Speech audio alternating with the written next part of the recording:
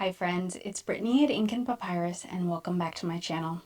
I've always found the ocean magical. I love going to the beach, and for the last several years I've been scuba diving, which has only grown my love for the ocean that much more. This may be why ocean themed journals are my absolute favorite themed journals to create. Last year, I finished this gorgeous vintage ocean themed journal. It has a lovely flair, and like I said, it gives strong vintage vibes. Think old-timey boats, romantic walks on the beach, and seashell collecting. I adore this journal, and if you'd like to see a full flip through, I will link that above and in the description box. So I loved every moment of decorating this journal. I finished this journal in, I believe, summer of 2024, and by the end of it, I still hadn't had enough. So at that point in time, I had crafted two other ocean themed journals, though I just recently bound the pages in and saved them for this summer, which, guys, is now. Can you believe it? It's already summer. And I am so ready to start crafting in these and decorating these, and that's exactly what I'm going to be doing today. As much as I absolutely adored that vintage ocean themed journal, I was ready for a brighter modern ocean themed journal, and that's what I have here. The one is ocean themed. It is made out of a paper bag. It's the one with the sea turtle and all of those beautiful pigments on the front.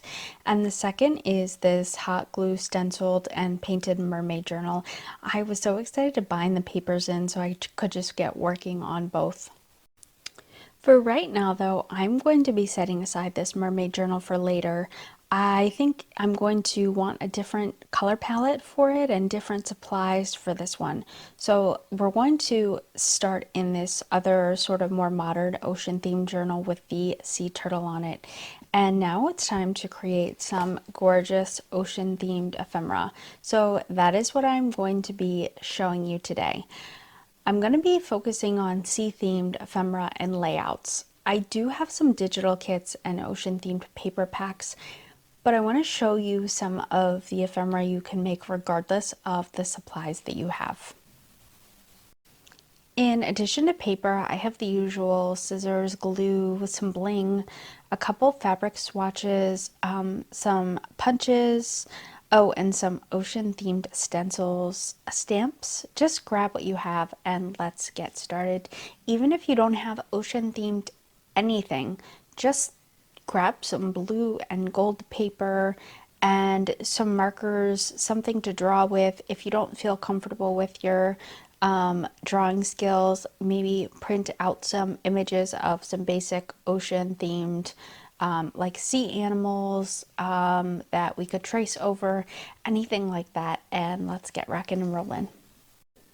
Okay, so as you can see, I have some very basic supplies here. It's okay if you don't have the variety of different stencils and stamps. I promise you, you too will be able to make some gorgeous ocean ephemera. And to prove it to you, we are starting out with a project where you can literally make ocean themed ephemera out of nothing but some plain white paper, a pen, and some inks. We are making ocean themed mason jar charms.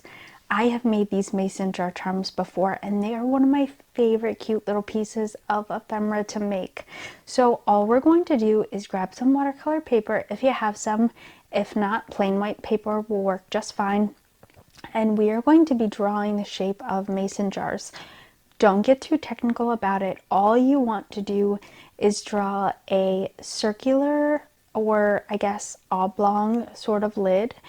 You want to draw a little kind of lip underneath it just by extending another sort of half circle. There are a whole bunch of ways you can customize different shape lids.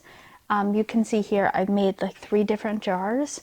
You don't have to get too fancy with it, okay? And then we're just going to extend that line down and draw the shape of a jar. Then we're going to cut it out and get to decorating. And this right here is the funnest part. Okay, so what is a mason jar charm? Well, it's exactly what it sounds like. It's a mason jar, but I end up punching a hole and setting an eyelet so that I can put a bulb pin through it and hang it like a charm, whether that be from a page. I personally love using like creating page tabs with fabric and then putting the bulb pin through the fabric. You can put them on the spine of your journals, really anywhere you want. You don't have to punch a hole through it and hang it like a charm. You can use them as little tuck spots. You can put them in pockets, and you can even, one of my favorite things to do with it is put a paper clip on the back, hot glue a part of the paper clip, and make an altered paper clip mason jar. If you would like a whole ton of ideas on how to customize these, aside from the couple of ideas I'm showing you here in the video, I did do an entire video talking about the different ways to make and use these mason jar charms, and I will link that video above and in the description box. Even though you can decorate these mason jar charms with colored pencils or decorate the inside with markers, I find that watercolor is perfect because it allows you to sort of create layers and depth, which lends itself perfect to these jars to actually make them look more 3D.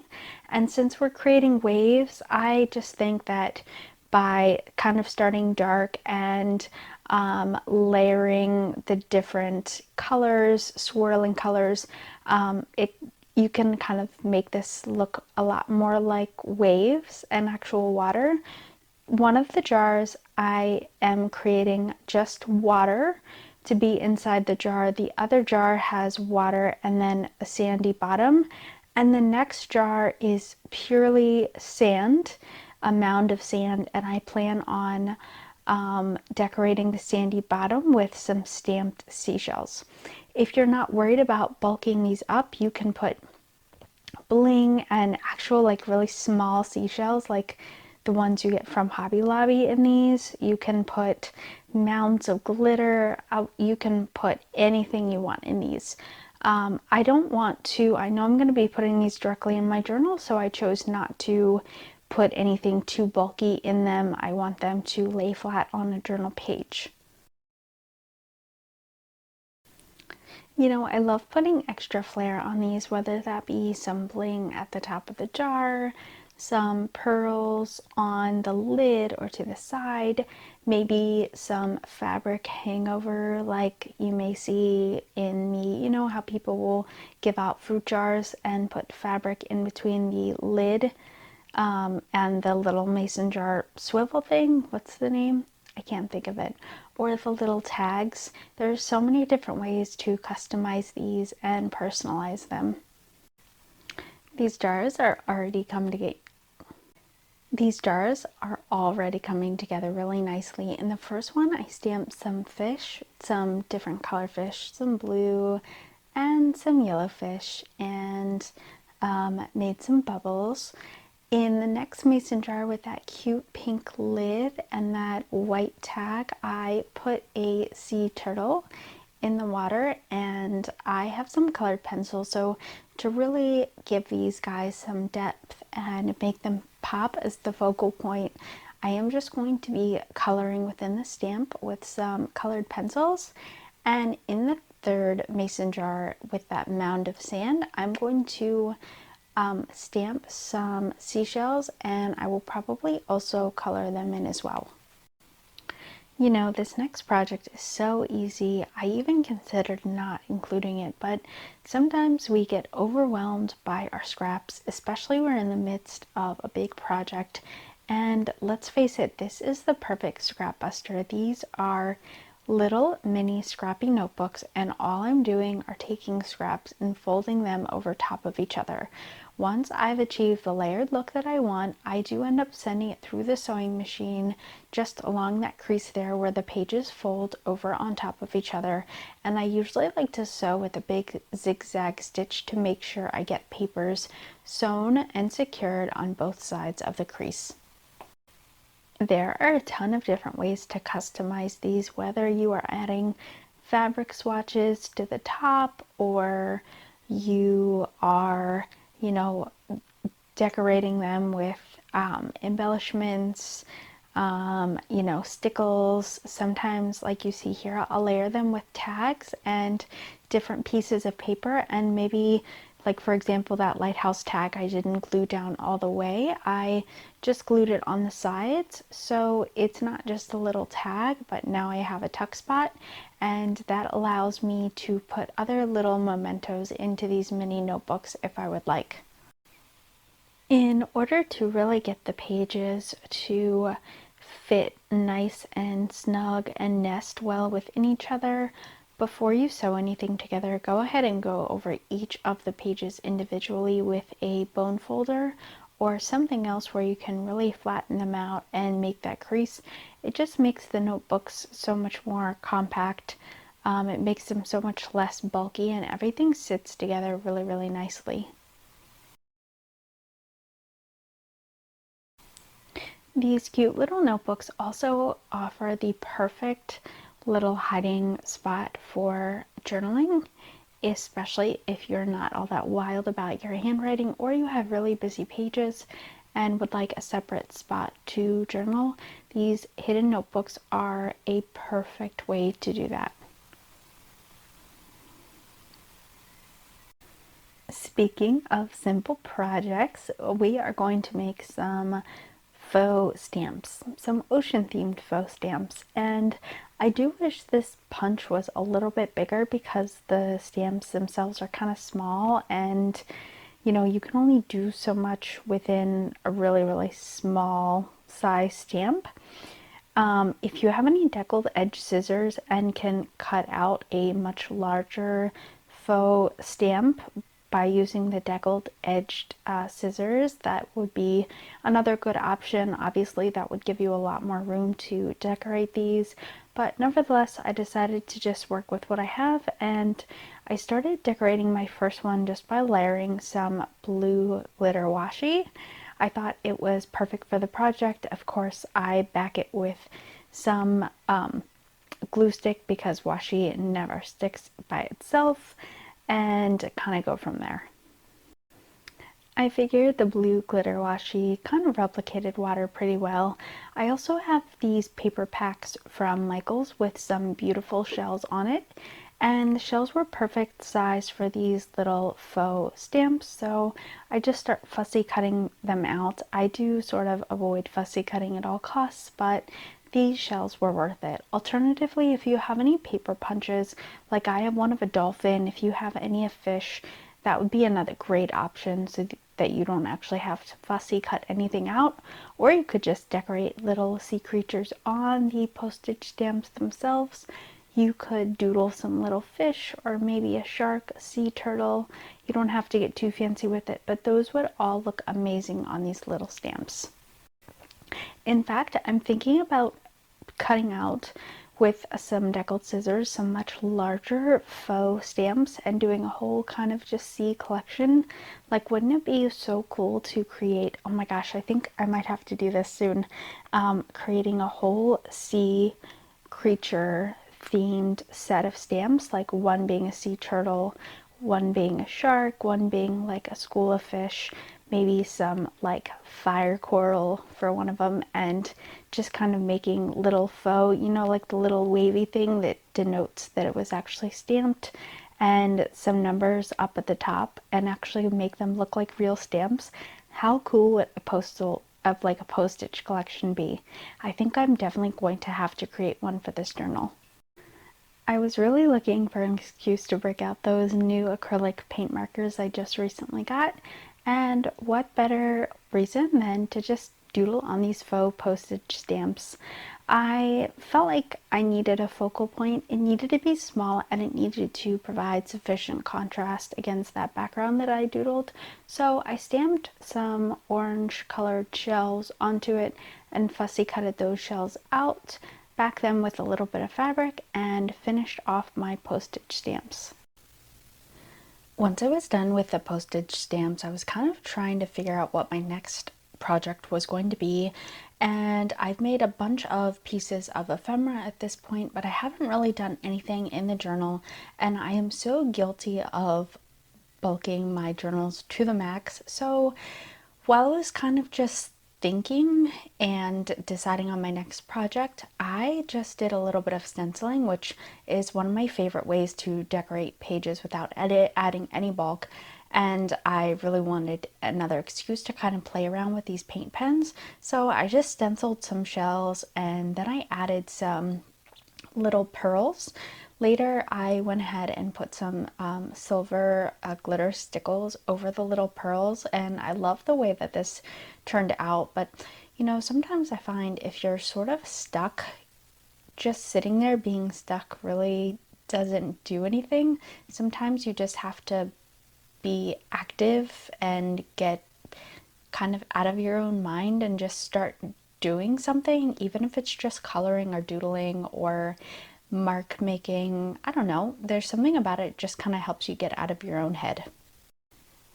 For those of you who want to create a layout but are afraid to draw or paint just, you know, without just freehanded, try stenciling something and then maybe using that as a springboard to build off of, even if it's just as simple as adding, you know, maybe adding some tentacles to the octopus and some spots and adding some finer detail. It can kind of help boost your confidence and you can come out with a really detailed creative layout without feeling like you're starting from nothing. Again, sometimes tackling the blank page is the hardest part, and so if you give yourself something to build upon, sometimes it changes the way you look at the page.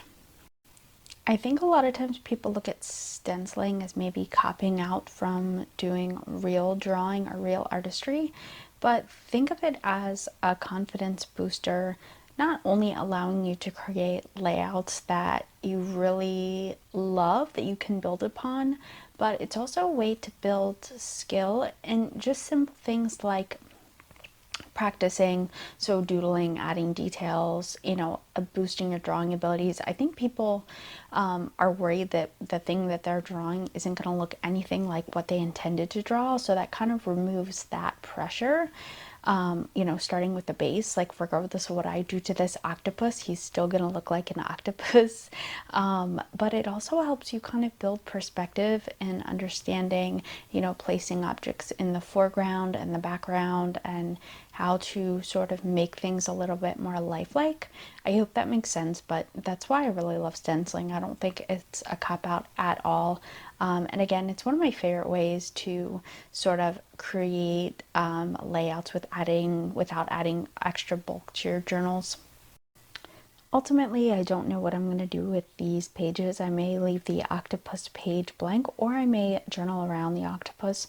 I'm definitely going to do some writing on the page next to it where it says whale of a tale. This is the other thing, is when you, whether you're drawing them or you know, writing the words or printing them out or stamping them, I love leaving a little prompt. It's always something, it's nice to go, even if you're not selling or giving away this journal, which if you are, it's a great way to add a prompt for someone else, but it's also a prompt for you to go back and do a little bit of journaling. I'll probably journal about some of my beach adventures or my latest scuba diving trip. So while I was stenciling, it came to me, what about some cute sea cottages?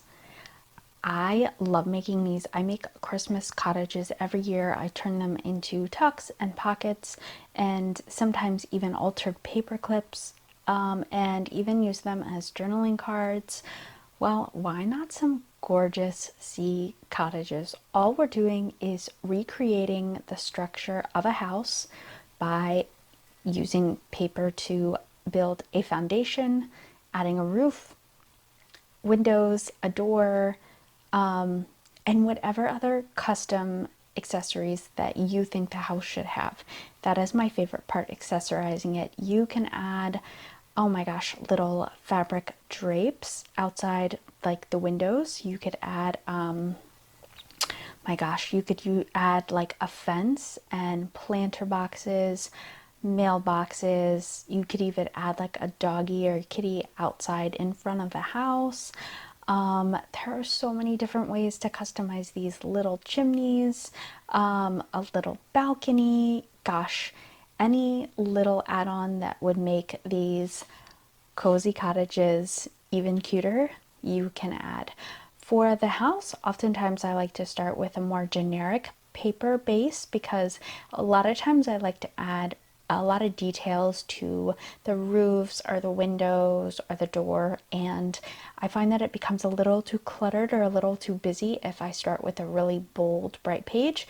But you could do the opposite. You could do a really bright, bold, busy foundation and then tone down windows, doors, roof, however you want to do this.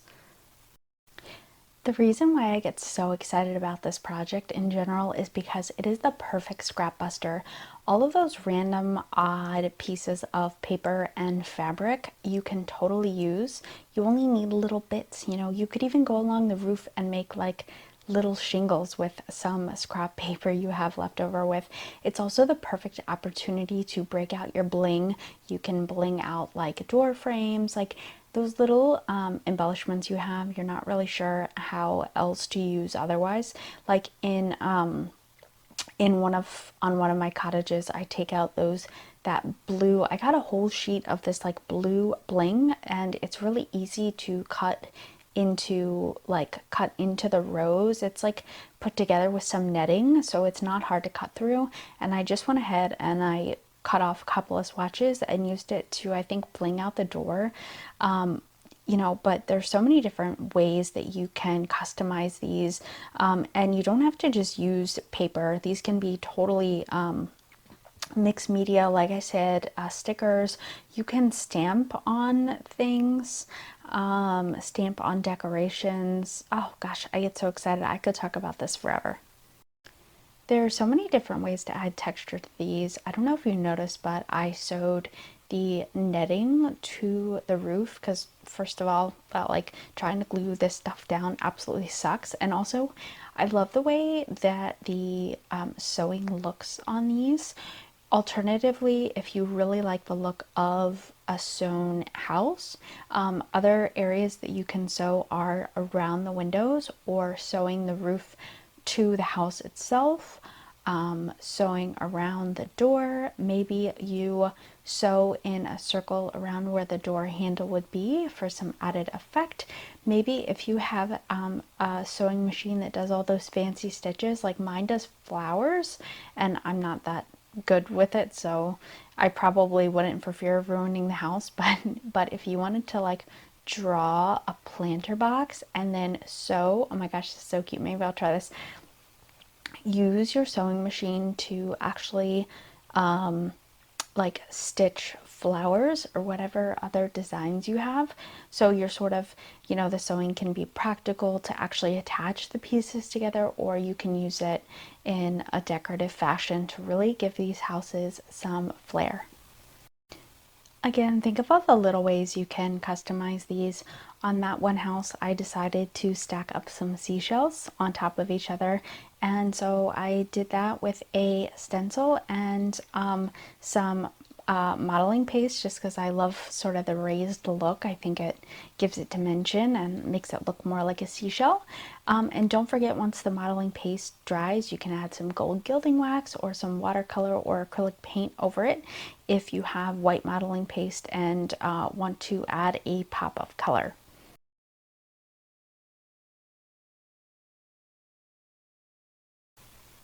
I'm one of those people that once I start getting into something and really just get into my flow, I can't stop making things.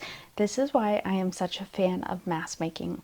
So the idea that I was only going to make one cottage, absolutely crazy. Okay, on to the next. If you notice, the cottages I'm making are pretty big. I think I'm going to use them as journaling cards. Obviously, if you want to make some smaller cottages, those would be better for altered paper clips or little embellishments like that. If you want to make pockets or tucks as well, obviously make a larger house. It's kind of just dependent on what you want to use them for. Usually I make a variety of shapes and sizes. I do prefer the larger ones because I like to customize them and really personalize them with a lot of detail, and it's obviously harder to do that if you're working within a small confined space.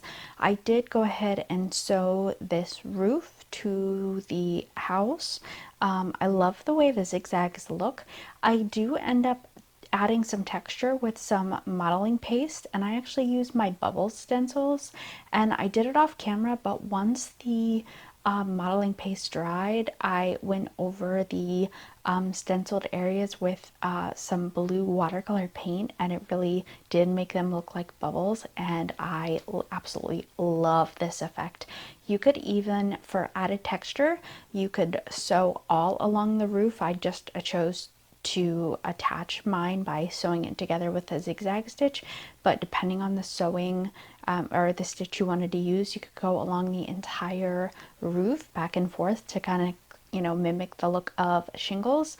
And again, I love, you know, doing things like that, modeling paste, layering papers, anything that adds texture to the roof, I think is primo. Note to self, your roof doesn't have to be the traditional shape of a roof, okay? And note to self, your windows don't have to be oval or square. They could be hearts, like here.